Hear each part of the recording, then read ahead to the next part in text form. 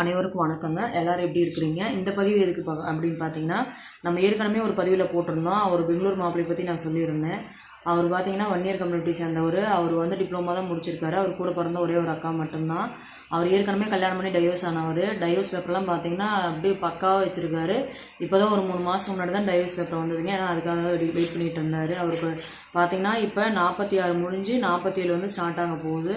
Family அப்படின்னு பார்த்தீங்கன்னா, இப்போ நான் வந்து உங்கள்கிட்ட சொல்கிற ஒவ்வொரு தகவலுமே எப்படின்னு பார்த்தீங்கன்னா, நீங்கள் நான் போடுற வீடியோ எல்லா வீடியோவுக்கு உண்டான ஜாதகமும் என்கிட்ட இருக்குதுங்க. நம்ம சேனலை ஃபாலோ பண்ணுறவங்க யாராக இருந்தாலும் சரி, அதை வந்து நீங்கள் எப்போயா இருந்தாலும் சரி ஃபோன் பண்ணி கான்டாக்ட் பண்ணியும் வாங்கிக்கலாம், இல்லையா நேரில் வந்தாலும் வாங்கிக்கலாங்க. அவங்க வீட்டையும் நான் போய் பார்த்துட்டே வந்தேன். அந்த பெங்களூர் அன்பு நண்பர். ஏன்னா ஒரு சிலர் சொல்கிறது உண்மையாக இருக்குது, ஒரு சிலர் சொல்கிறது பொய்யா இருக்குது. அது உண்மையாக பொய்யா நமக்குன்னு எந்த ஜாதகம் வந்தாலும் சரி வேலையாக போய் வீட்டை பார்த்துட்டு வந்துடும். வீடு பார்த்தீங்கன்னா அப்பார்ட்மெண்ட் வீடு தான். மாதம் கண்டா 1.5 லட்ச ரூபா வாடகை பணம் மட்டும் வந்துட்டு இருக்குங்க. வாழ்கிறப்பையும் அருமையான வருமானங்க. அதாவது நம்மளால முடியல, நமக்கு வயசாகிடுச்சு அப்படிங்கிற ஒரு சூழ்நிலையும் அந்த வருமானத்தை வச்சு பார்க்கக்கூடிய அளவுக்கு அந்த ஒரு அன்பு நண்பர் வந்து எல்லாமே ஏற்பாடு பண்ணி வச்சுருக்காரு. ஃபேக்ட்ரி வச்சுருக்காரு. வீடு பார்த்தீங்கன்னா இப்போ வந்து செப்பரேட் வீடு வேறு கட்டி வச்சுருக்காங்க. இவங்களுக்கு கல்யாணம் ஆயிடுச்சு அப்படின்னா அவங்க ஒன்றா இருந்தால் இருக்கட்டும், அப்படி இல்லை அப்படின்னா இன்னொரு புது வீடு ஒரு 65 லட்ச ரூபா போட்டு கட்டியிருக்காரு. அந்த வீட்டில் கூட பொண்ணு மாப்பிளையும் போகட்டும் அப்படிங்கிற மாதிரி தான் எல்லாம் பக்காவாக ரெடி பண்ணி வச்சுருக்காங்க. நம்ம சேனல் பார்க்குறவங்க யாராக இருந்தாலும் சரி, இந்த வரன் பிடிக்குது அப்படிங்கிற பட்சத்தில் நமக்கு ஃபோன் பண்ணி டீல் தெரிஞ்சுக்கலாங்க.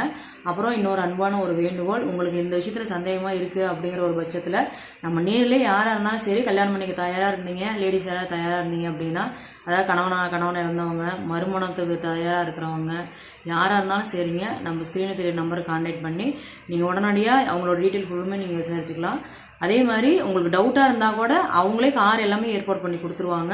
நம்ம வந்து போய் அந்த வீட்டையே பார்த்துட்டு வந்துடலாம். அவர் சொல்கிற ஒரு அன்பான ஒரு வேண்டுகோள் என்னன்னா, அதாவது யாரும் நம்பாமல் இருக்க வேண்டாமா, அப்படி யாராவது நமக்கு வர பட்சத்தில் நம்ம வந்து நேர்லேயே போகலாம், நான் கார் உங்களுக்கு புக்கிங் பண்ணுறோம்னா நீங்களே நேரில் வந்துடுங்க, வந்துட்டு நம்ம வீட்டை பார்த்துட்டு எதாக இருந்தாலும் முடிவு பண்ணிக்கலாம் அப்படிங்கிற மாதிரி தான் சொல்லியிருக்காங்க. உங்களை வந்து யாருமே வற்புறுத்த மாட்டாங்க. அங்கே வந்து பாருங்கள், வீடு சூப்பராக இருக்குது, ஃபேமிலி சூப்பராக இருக்குது. என்னை பொறுத்த வரைக்கும் 100% அவங்களுக்கு வந்து நான் மார்க் போடுவேன். ஏன்னா அந்தளவுக்கு நான் போய் எல்லாம் பார்த்துட்டு வந்திருக்கேன்.